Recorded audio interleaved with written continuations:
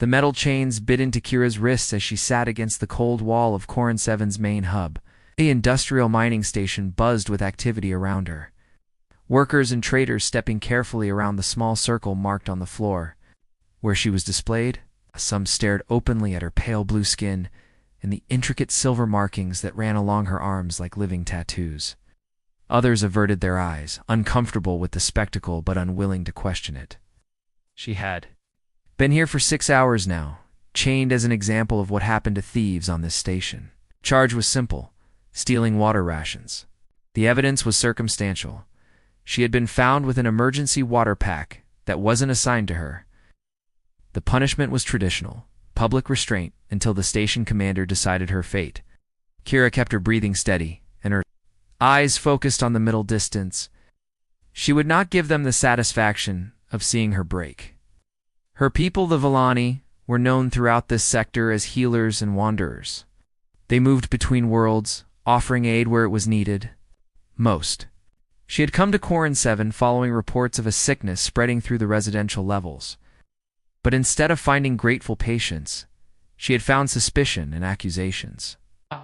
The chains were unnecessary. She could have broken free hours ago using the bioelectric abilities that helped her heal, but doing so would only confirm their fears about her kind.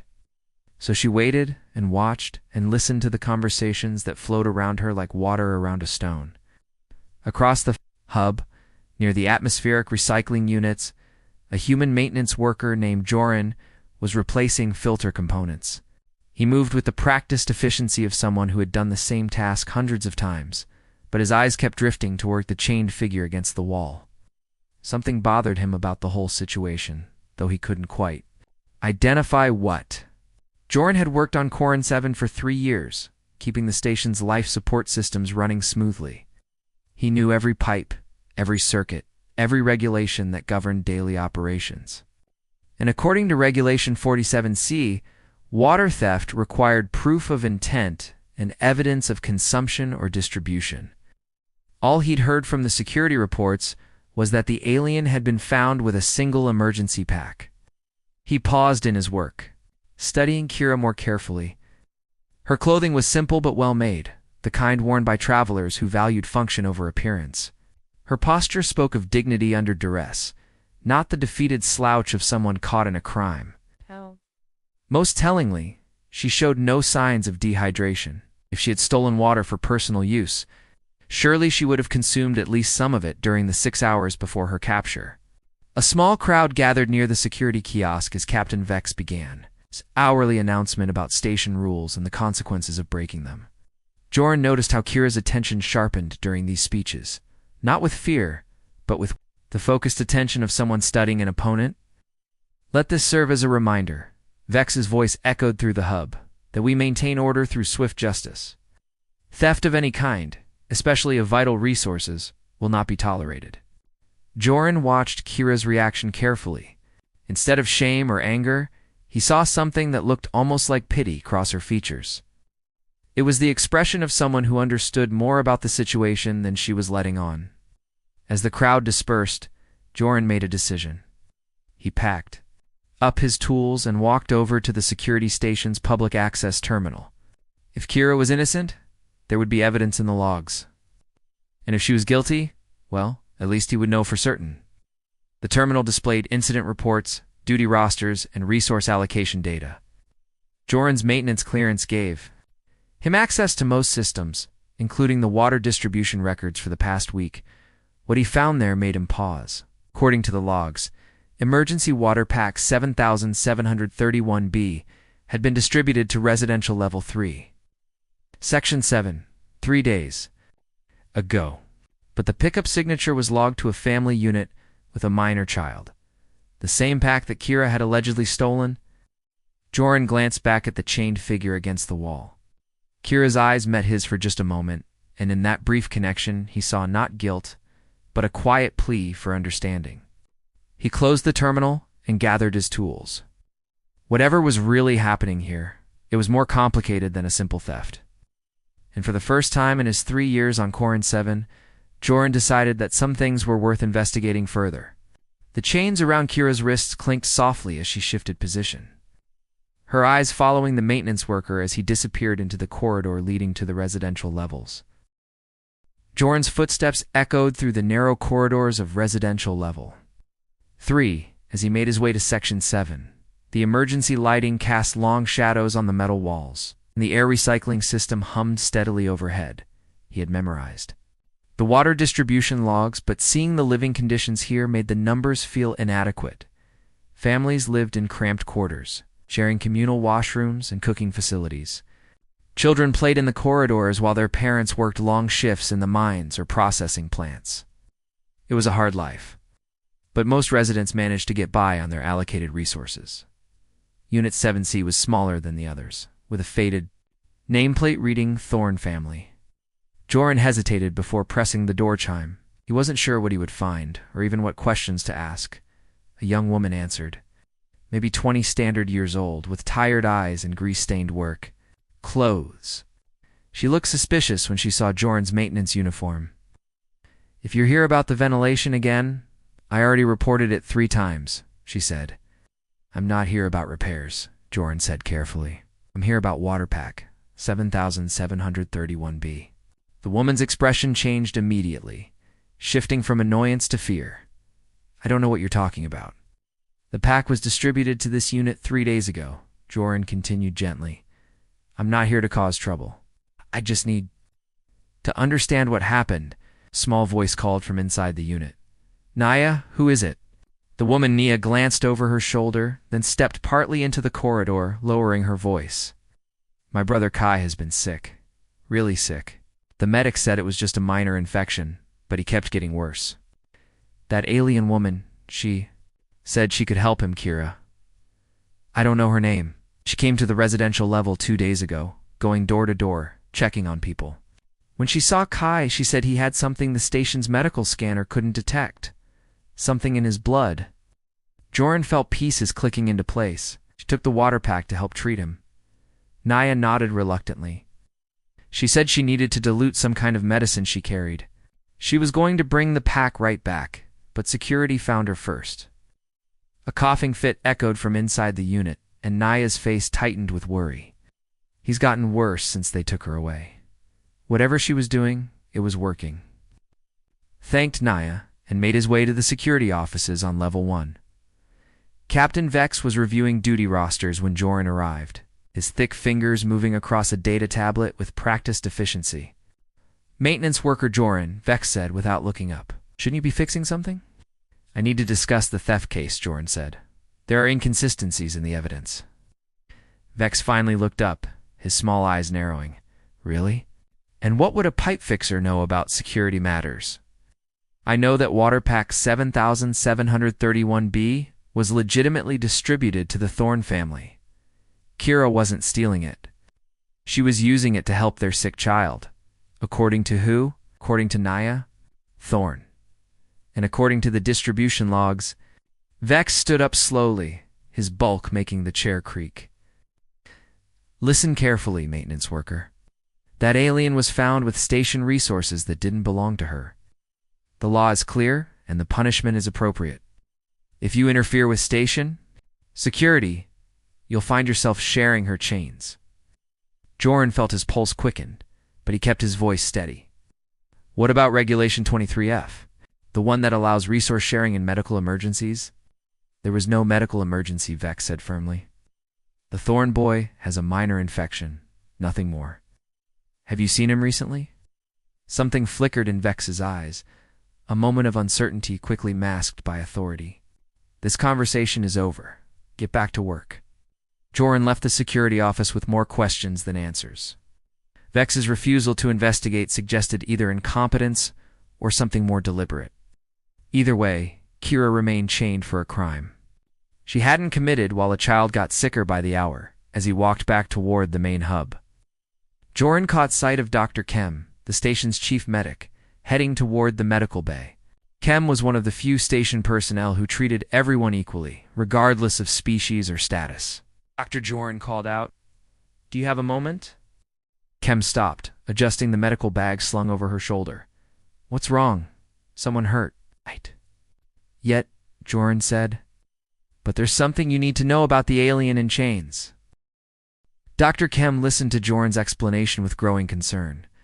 Her weathered face, marked by years of treating miners and their families, showed the kind of professional skepticism that came from dealing with both bureaucrats and desperate patients. "You're telling me that Vex ignored a possible medical emergency?" she asked as they walked toward the main hub. "I'm telling you that there's a sick child who is improving under Kira's care. And now he's getting worse," Joran replied. "Doesn't that warrant investigation?" They approached Kira's restraint area slowly. The crowds had thinned during shift change, leaving only a few curious onlookers and the security guard who monitored her from his booth. Kira sat exactly as she had hours before, but Joran noticed the slight tremor in her hands that suggested exhaustion. Dr. Kem knelt beside Kira, staying just outside the marked boundary. "I'm Dr. Kem, chief medic for this station. Can you tell me about the Thorn boy?" Kira's eyes lifted to meet the doctor's. When she spoke, her voice was clear despite her long silence. Thorn has parasitic blood flukes. Your medical scanners can't detect them because they're dormant during standard testing hours. They only become active during sleep cycles." "That's impossible, doctor," Kem said automatically, then paused. "Blood flukes haven't been seen in this sector for decades. They've adapted," Kira explained. "The mining operations disturbed deposits on the third moon. The flukes evolved to survive in processed atmosphere. Kai's infection is at stage 2. Without treatment, he'll progress to organ failure within days." Dr. Kem's expression changed from skepticism to alarm. "How do you know this?" Kira raised her chained hand slightly. "My people have encountered similar parasites before. We carry broad-spectrum treatments for exactly this kind of situation." "Where are these treatments now?" "Confiscated with the rest of my supplies when I was arrested." Joran saw Dr. Kem's jaw tighten. As chief medic, she had authority to request evidence review in cases involving medical necessity. "Guard," she called. "To the security booth. I need to examine this woman's confiscated materials." "Can't do that without Captain Vex's authorization," the guard replied. "Regulation 12D gives medical personnel emergency access to potentially relevant supplies," Dr. Kem said firmly. The guard hesitated, then activated his communication link. Minutes passed while he spoke in low tones to someone on the other end. Finally, he shook his head. "Captain says no exceptions. You'll have to wait for his return." Kem looked at Joran, then at Kira. "When does Vex get back?" "Not until tomorrow morning," the guard said. "He's in meetings with the mining supervisors." Kira spoke quietly. "The boy doesn't have that long." Joran felt the weight of decision settling on his shoulders. 3 years of following regulations and staying out of trouble suddenly seemed less important than a child's life. "Dr. Kem, how long would it take you to confirm Kira's diagnosis?" "I could run a deep tissue scan during the boy's sleep cycle." "Maybe an hour. And if you're wrong about the flukes, then we've lost nothing but time," Kem replied. "But if she's right," Joran looked around the hub. The security guard was distracted by his communication unit, and the few remaining bystanders were focused on their own business. The maintenance access tunnels ran behind this section of wall. He knew every pipe and conduit in the station. "Doll, can you treat the boy without Kira's supplies?" he asked Dr. Kem. "Possibly, if I know exactly what we're dealing with. But her treatments would be more effective." Kira watched this exchange with growing understanding. "You're considering breaking me out?"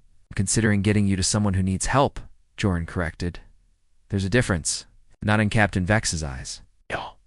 "Then we make sure he doesn't find out until it's too late to matter." Dr. Kem stood up, her decision made. "I'll prepare the medical bay for a xenobiology consultation. If anyone asks, you're helping me with equipment repair." She walked away, leaving Joran alone with Kira. The security guard was still occupied with his communication, arguing with someone about overtime schedules. "The maintenance tunnel behind this wall leads directly to the medical level," Joran said quietly. "Can you move quickly once these chains are off?" "Yes," Kira replied. "But Joran, if we do this, there's no going back. Vex will come after all of us." "I know," he said, pulling out his electronic lockpicks. "But right now, that matters less than getting to Kai before it's too late." The chains fell away with barely a whisper of sound. Kira flexed her wrists, then stood gracefully. Together, they slipped into the shadows of the maintenance corridor, leaving the security guard still, arguing about his overtime. The medical bay's sterile lighting cast harsh shadows as Dr. Kem worked over Kai Thorne's unconscious form. The deep tissue scanner hummed quietly, its display showing patterns that confirmed Kira's diagnosis. Microscopic organisms moved through the boy's bloodstream like tiny swimmers, clearly visible now that they knew what to look for. Parasitic blood flukes, exactly as you described, Doctor, Kem said to Kira. Stage 2 progression, approaching critical mass. Kira moved to the medical supply cabinet, where her confiscated materials had been stored. Her hands moved with practiced efficiency, selecting vials and instruments that seemed ordinary to human eyes, but clearly had specific purposes for her people's healing methods. The standard treatment would be blood filtration, she explained, as she prepared a pale blue solution. But that takes days and weakens the patient significantly. This compound will cause the flukes to crystallize and pass naturally through the lymphatic system. Naya Thorne sat beside her brother's bed, holding his hand while watching Kira work. Why didn't the station medics detect this? Because we weren't looking for it, Doctor, Kem admitted. Our protocols are designed for common human ailments. Scan for what we expect to find. Joran monitored the medical bay's entrance while keeping one eye on the security feeds. So far, their absence had gone unnoticed. The guard at the hub had logged Kira as quiet and compliant in his last report. Buying them precious time, Kira administered the treatment through a dermal patch placed over Kai's lymph nodes. Almost immediately, the boy's labored breathing began to ease. How long before we see improvement? Naya asked. The fever should break within the hour, Kira replied. Full recovery takes several days, but the immediate crisis will pass. An alarm chimed from Joran's monitoring station. Security sweep heading this way, he announced. 2 guards, following standard patrol route. Dr. Kem moved quickly to her desk, pulling up routine medical files on her terminal. Naya, you brought your brother in for follow-up treatment of his infection. Kira is a consulting specialist I called in for a second opinion. Joran is here to repair the environmental controls. They took their positions just as the medical bay doors opened. 2 security guards entered, their routine inspection becoming more thorough when they spotted Kira. Doctor, the senior guard said, isn't that the alien from the hub? Yes, Doctor, Kem replied calmly, requisitioned her assistance for a medical consultation. Regulation 15 allows for specialist input in complex cases. Captain Vex specifically ordered that she remain restrained. Captain Vex doesn't supersede medical authority in health emergencies, Dr. Kem said firmly. This child has a condition that requires xenobiology expertise. The guards exchanged glances. They knew Dr. Kem's reputation and respected her medical judgment, but they also knew Vex's temper when his orders were questioned. We need to confirm this with command, the senior guard decided. By all means, Doctor, Kem said. But while you're doing that, I'm continuing treatment. This boy's life takes priority over administrative procedures. As the guards activated their communication links, Kai's eyes fluttered open. His fever had broken, and his skin had regained a healthy color. He looked around the medical bay with clear, alert eyes. Naya, he said weakly. I feel better. The transformation was undeniable. Even the guards could see that whatever Kira had done was working. Their conversation with command became more defensive as they tried to explain the situation. Commander Thal's voice crackled through their communication system. Bring the alien back to restraint immediately. Dr. Kem can continue treating the boy with standard methods. Commander, Doctor, Kem interrupted, activating the medical bay's intercom. With respect, standard methods would have killed this child. The alien Kira identified a parasitic infection that our scanners missed. Her treatment has already saved his life. That doesn't excuse the theft of station resources. There was no theft, Joran said, stepping forward. I've reviewed the distribution logs. The water was legitimately allocated to the Thorne family. Kira was helping them use it for medical purposes. Captain Vex has already ruled on this matter. Then Captain Vex made an error, Dr. Chem said firmly. And as Chief Medical Officer, I'm filing a formal review request under Regulation 8C. Medical necessity supersedes security protocols. The communication link went silent for several minutes. When Thal's voice returned, it carried the weight of reluctant authority. Very well. The alien will remain in medical custody pending investigation. But any attempt to leave the medical bay will be considered escape. The guards left, but Joran knew this was only a temporary victory. Vex would return soon, and when he did, he would be looking for someone to blame. What happens now? Naya asked, still holding her brother's hand. Kira looked toward the medical bay's windows, where other sections of the station were visible. Now we find out if your people value justice more than convenience, and if they don't, Joran asked. Kira's expression remained calm, but her silver markings seemed to pulse with subdued light. Then we discover what other children on this station need help, and we make sure they get it. Word spread through Corin 7's residential levels faster than air through the ventilation system. Kythorn was not only alive, but completely recovered, and the alien healer had been the one to save him. Families who had dismissed the chaining as routine justice began asking uncomfortable questions about what had really happened.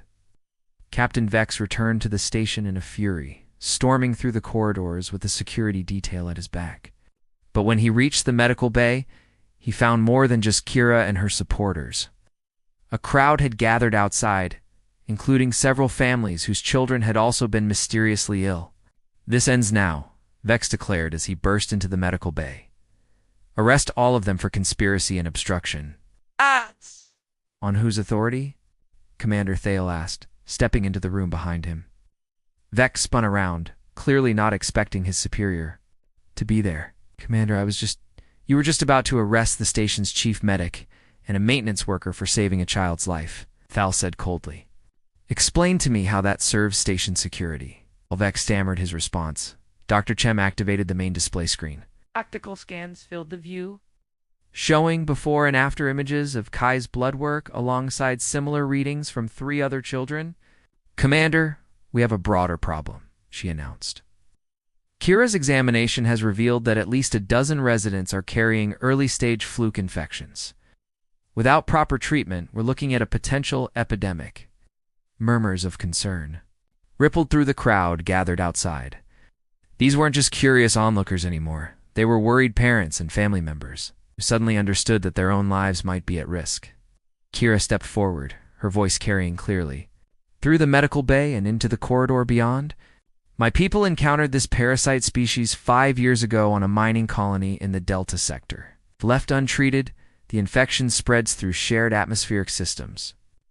Eventually, it affects entire populations. You're trying to cause panic, Vex accused. I'm trying to prevent unnecessary deaths, Kira replied calmly. The treatment is simple when caught early. But it requires knowledge of the parasite's life cycle and access to the correct compounds. Commander Thale looked at the medical data, then at the faces of his station's residents. Some of them heed. Known for years, watch their children grow up in the corridors of Corin 7, the weight of leadership settled on his shoulders like gravity. Dr. Chem, how many people need treatment? Based on preliminary screening, at least 30, possibly more once we run comprehensive testing. And how long would that take with standard medical procedures? Dr. Chem glanced at Kira before answering. Weeks, maybe months, and we'd lose several patients in the process. With Kira's help, days, and no deaths if we start immediately. Thale looked at Vex, whose face had grown red with suppressed anger. Captain, you're relieved of duty pending a full investigation into your handling of this situation. Joran, you're temporarily assigned to security liaison for the medical response? Vex started to protest, but Thale cut him off with a gesture. The choice is simple. We either work with Kira to solve this problem quickly, or we watch our people die. Slowly, while following procedures that don't fit the situation, 3 hours later, the medical bay had been transformed into a treatment center. Kira worked alongside Dr. Chem and a team of volunteer medics, screening residents and administering treatments to those who needed them. Joran coordinated with station, engineering to improve air filtration in the residential sections, preventing further spread of the parasites. Nia Thorne had become Kira's unofficial assistant, helping translate between the clinical language of medicine and the practical concerns of worried families. Kai, fully recovered and energetic again, ran messages between different sections of the station. As the day wore on, something remarkable happened. Residents who had initially been suspicious of Kira began bringing her food and small gifts. Children who had hidden from her now watched her work with fascination. The fear and mistrust that had led to her chaining began to dissolve under the weight of practical results. Late that evening, as the last patients were receiving their treatments, Kira stood with Joran and Dr. Kem at the medical bay's observation window. The station's corridors were quiet now, but it was the peaceful quiet of people who could sleep safely, not the tense silence of a community under threat. "Your people will be coming for you soon," Joran said. He had helped Kira send a message to her traveling companions, letting them know her status had changed from prisoner to guest. "Yes," Kira agreed, "but not for a few days, Dr. Kem thinks. We should establish proper protocols for detecting and treating fluke infections. And there are other medical procedures my people know that might be useful here. You're thinking of staying longer?" Kira looked out at the station's corridors, where families were returning to their normal routines. "I'm thinking that healing isn't just about treating individual patients. Sometimes it's about helping communities learn to trust each other." Joran understood. He'd spent 3 years keeping his head down and following regulations, but the events of the past day had shown him that some things mattered more than procedures. "Commander Thale asked me if I'd consider a transfer to the medical administrative department," he said. "Liaison work between engineering and health services. Would you take it?" "Depends. But the station's new consulting xenobiologists need someone who knows all the maintenance tunnels and emergency procedures." Kira smiled, the first truly relaxed expression he'd seen from her. "I think that could be arranged." Outside, the lights of Quran 7 continued their steady rhythm, marking time for a community that had learned something valuable about the difference between following rules and seeking justice. And in the medical bay, 3 people from different slot worlds planned how to make sure that difference would matter for years to come. The chains that had bound Kira were stored away in a security locker, but Joran suspected they would never be used again. Some lessons once learned changed everything. That came after.